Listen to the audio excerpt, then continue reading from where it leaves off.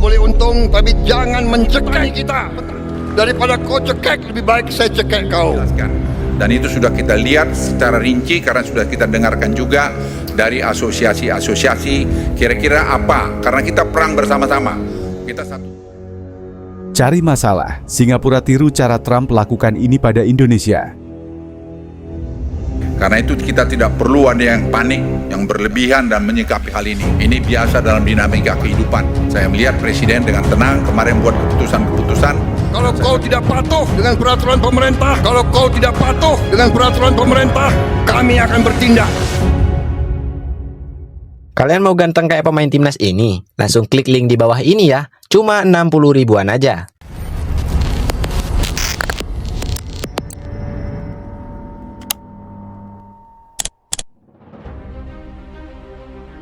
Di tengah dinamika perdagangan global yang semakin memanas, hubungan dagang antara Singapura dan Indonesia kembali menjadi sorotan. Belakangan ini, muncul perbincangan bahwa Singapura seakan meniru langkah kontroversial Donald Trump dalam menaikkan tarif impor terhadap barang-barang dari Indonesia. Singapura, negara tetangga yang selama ini dikenal sebagai mitra dagang penting Indonesia, tampaknya mengambil inspirasi dari pendekatan proteksionis tersebut. Dalam kebijakan tarif Trump, Singapura hanya dikenakan tarif dasar 10%, jauh lebih rendah dibandingkan Indonesia, 32%. Namun, belakangan ini, Singapura tampaknya mengambil langkah yang mirip dengan Trump, khususnya dalam hubungannya dengan Indonesia. Ada indikasi bahwa Singapura mulai menaikkan tarif impor terhadap barang-barang tertentu dari Indonesia, terutama yang berkaitan dengan sektor energi dan komoditas. Karena itu kita tidak perlu ada yang panik, yang berlebihan dan menyikapi hal ini. Ini biasa dalam dinamika kehidupan.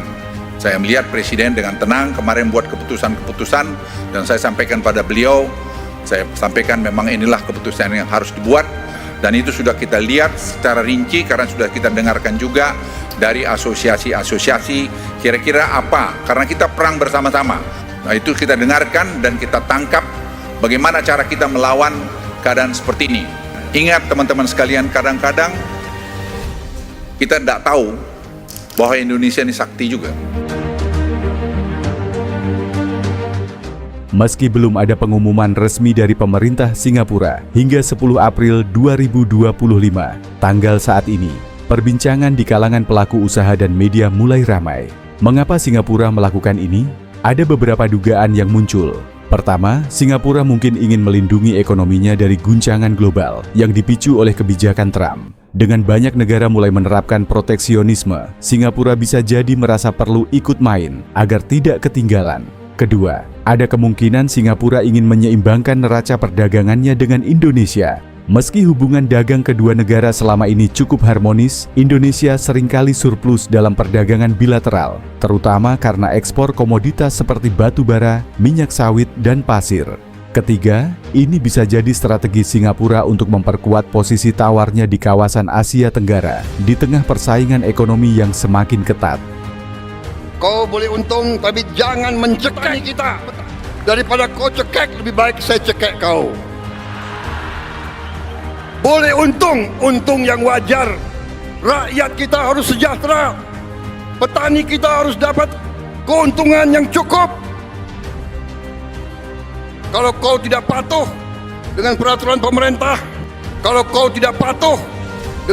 pemerintah, kami akan bertindak.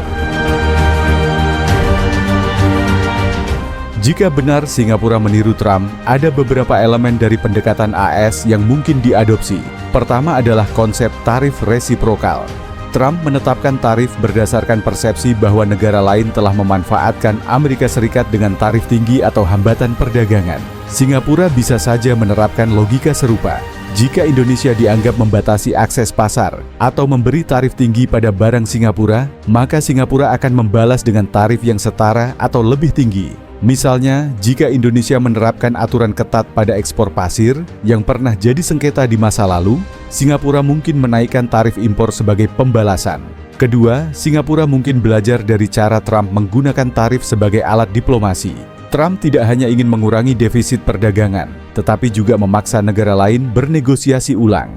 Dengan menaikkan tarif impor dari Indonesia, Singapura bisa mendorong Indonesia untuk membuka pasar lebih luas atau memberikan konsesi tertentu seperti akses lebih besar untuk perusahaan Singapura di sektor jasa atau teknologi.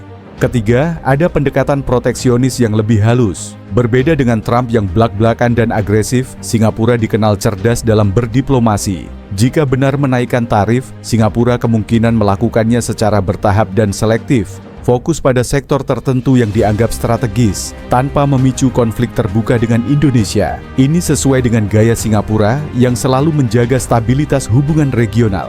Meski ada kemiripan antara langkah Singapura dan Trump, ada perbedaan mendasar yang perlu dicatat. Trump punya kekuatan ekonomi dan politik besar sebagai negara adidaya, sehingga bisa menerapkan tarif secara agresif tanpa takut balasan langsung. Singapura, di sisi lain, adalah negara kecil yang sangat bergantung pada perdagangan bebas. Jika Singapura terlalu keras meniru Trump, risikonya justru bisa lebih besar, seperti kehilangan mitra dagang atau memicu perang tarif dengan negara tetangga. Selain itu, motivasi keduanya juga berbeda. Trump jelas ingin America First, sementara Singapura kemungkinan hanya ingin bertahan di tengah badai ekonomi global. Jadi, meski terlihat meniru, pendekatan Singapura pasti lebih hati-hati dan tidak sefrontal Trump. Kebijakan tarif impor, baik dari Trump maupun Singapura, menempatkan Indonesia di posisi sulit. Di satu sisi, ini adalah tantangan besar yang bisa mengganggu ekonomi nasional. Di sisi lain, ini juga peluang untuk memperbaiki diri, memperkuat industri lokal, mencari pasar baru, dan meningkatkan diplomasi dagang. Singapura mungkin meniru cara Trump, tapi Indonesia punya kesempatan untuk menunjukkan bahwa ia bisa lebih cerdas dalam menghadapi situasi ini. Hingga 10 April 2025, situasi masih berkembang. Belum ada konfirmasi resmi dari Singapura soal kenaikan tarif, tapi tanda-tandanya sudah terlihat. Yang pasti, dunia perdagangan sedang memasuki fase baru yang penuh ketidakpastian.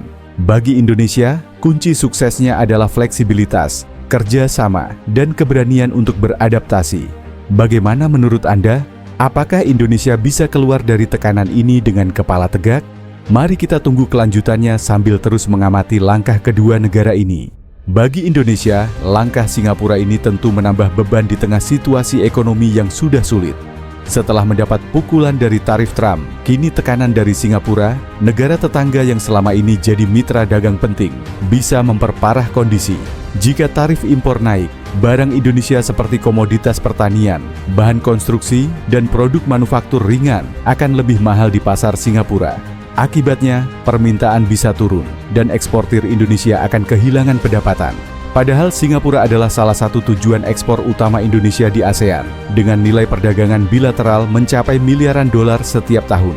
Banyak usaha kecil dan menengah, UKM di Indonesia yang mengandalkan pasar Singapura, misalnya untuk produk makanan olahan atau kerajinan.